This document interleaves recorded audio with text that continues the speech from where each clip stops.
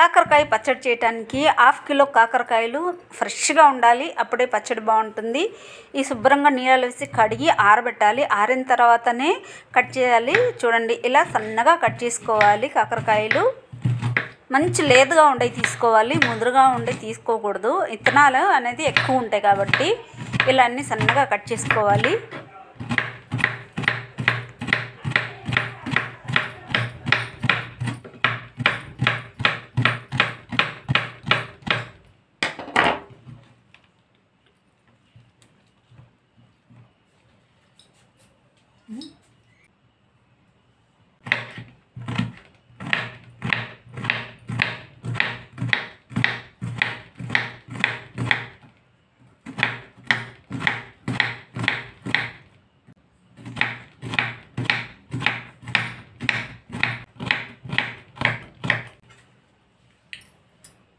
ఇలా ఉండాలి. కాకరకాయలు అన్నీ ఈక్వల్గా ఉంటే మనం ఆయిల్ వేయంగానే చక్కగా ఒకలాగా వేగుతాయి.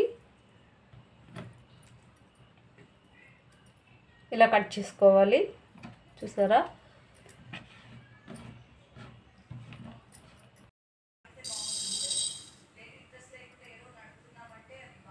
ఒక స్పూన్ మెంతులు వేసి లైట్గా వేయించుకోవాలి. ఆ తర్వాత జీలకర్ర కూడా 1 స్పూన్ వేయాలి. ఇవి కూడా లైట్గా వేయించుకోవాలి. అలాగే ఆవాలు 2 స్పూన్లు దూరగా వేయించాలి, ఎక్కువ వేయించకూడదు.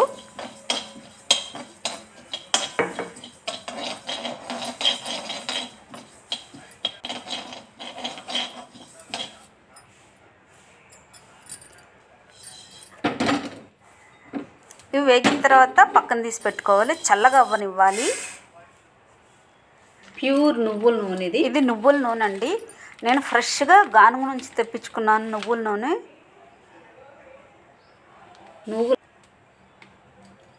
ఈ నువ్వుల నూనె బాగుంటుంది పచ్చడికి. లేదా మీరు వేరుశనగకాయ నూనె వేసుకోవచ్చు. కడాయిలో 1/2 కిలో నూనె వేసుకోవాలండి. 1/2 కేజీ కాకరకాయలకి 1/2 కిలో సరిపోతుంది. తర్వాత మీరు చూసి వేసుకోవచ్చు. ఇప్పుడు నూనె వేడైన తర్వాత వేయించుకోవాలి. మంచి కలర్ వచ్చేంత వరకు వేయించాలి.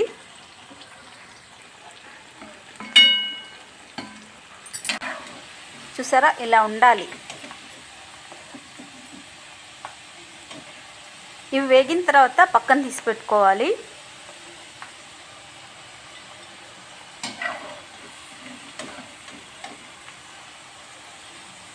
పక్కన తీసి పెట్టుకున్న తర్వాత ఇవి కూడా చల్లారాలి. కాకరకాయ ఎప్పుడైనా కానీ తినొచ్చుంటే పచ్చడి చేసి పెట్టుకుంటే మనకు ఎప్పుడు కావాలంటే అప్పుడు తినవచ్చు. అప్పటికప్పుడు చేసుకోవాలి తినాలంటే కొంతమందికి టైం దొరకదు జాబ్ చేసే వాళ్ళకి. ఇలా చేసి పెట్టుకుంటే ఎప్పుడైనా పప్పు చేసుకున్నప్పుడు పచ్చడి వేసుకొని తినాలి. అలాగా తిన్నా కానీ చాలా బాగుంటుంది.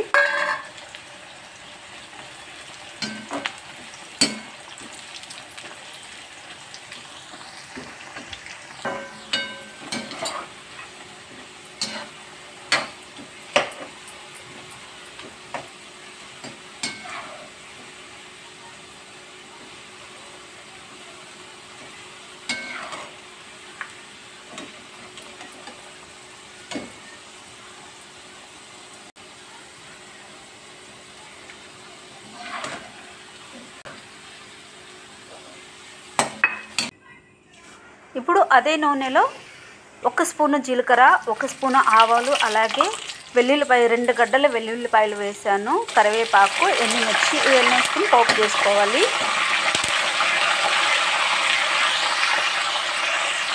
వెల్లుల్లి ఎన్ని వేసుకున్నా కానీ చాలా మంచిదండి, ఎక్కువైనా వేసుకోవచ్చు. అలాగే 1 టీ స్పూను ఇంగువ, ఇది కూడా వేసి వేయించుకోవాలి. స్టవ్ ఆఫ్ చేసిన తర్వాతనే వేయాలి, లేకపోతే ఇంగువ అనేది మాడిపోతుంది. ఈ పోపు కూడా చల్లారనివ్వాలి.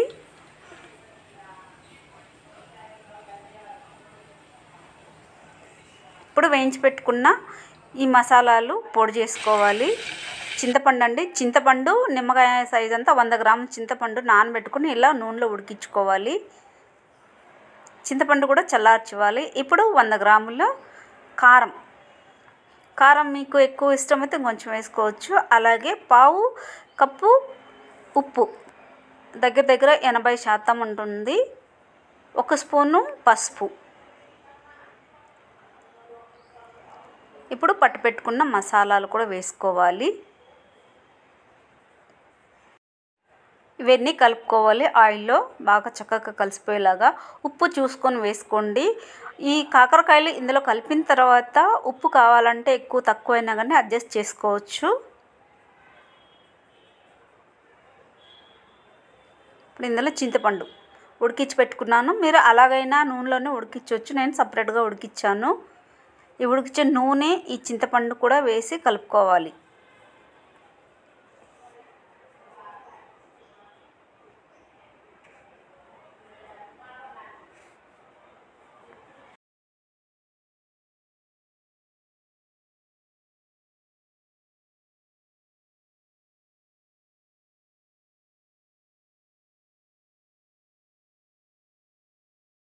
చల్లార్చి పెట్టుకున్న కాకరకాయ ముక్కలు కూడా ఇందులో వేసుకుని బాగా మిక్స్ చేసుకోవాలి. మసాలా అంతా కాకరకాయలు పట్టేలాగా కలుపుకోవాలి.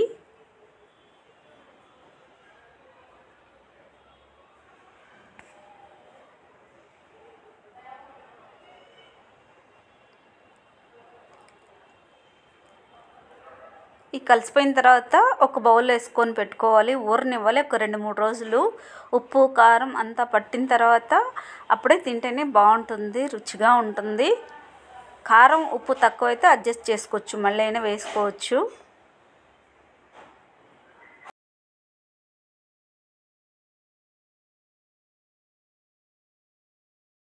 ఆరు నెలల వరకు ఈ పచ్చడి అస్సలు పాడు కాదండి. మీరు బయట పెట్టుకున్నా కానీ మీరు చింతపండు బదులు నిమ్మకాయ పులుసు అయినా వేసుకోవచ్చు. చూడండి పచ్చడి బాగా ఊరింది. 4 డేస్ అయింది, అయితే మొత్తం తినేశారు. ఇంతే మిగిలింది చూసారా, అంత టేస్ట్గా ఉన్నింది. రోజు వేసుకుని తినేవాళ్ళు. మధ్యాహ్నం రైస్లో వేడి రైస్లో వేసుకుని తింటే చాలా టేస్ట్గా ఉంటుంది. ఇది మాత్రం బాటిల్లో ఎత్తి పెట్టుకుంటున్నాను.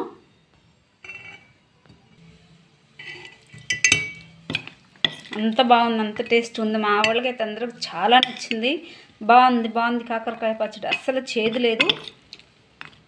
ఎంత టేస్ట్గా ఉందంటే అంత టేస్ట్గా ఉంది అంటున్నారు. ఇంకొకసారి చేయమంటున్నారు. ఇంకొకసారి కూడా కేజీ చేస్తానండి. ఇప్పుడు ఎందుకంటే 1/2 కేజీ చేశాను కాబట్టి తినేశారు.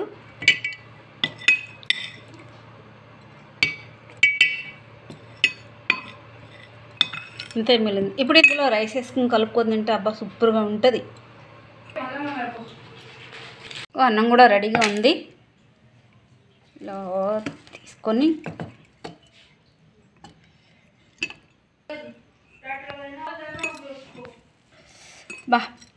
చూసారా ఎంత బాగుంటుందో. ఇలా ముద్ద చేసుకుని తింటే నాకైతే నోట్లో నీళ్ళు ఊరుతున్నాయి. నేనైతే తిని చూస్తున్నాను.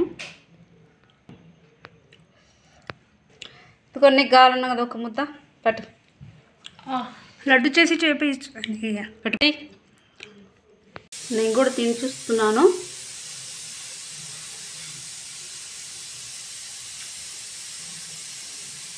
వేడివేడి అన్నం కాకరకాయ పచ్చడి లాస్ట్లో ఏదో కలుపుకుని తింటే చాలా బాగుంది.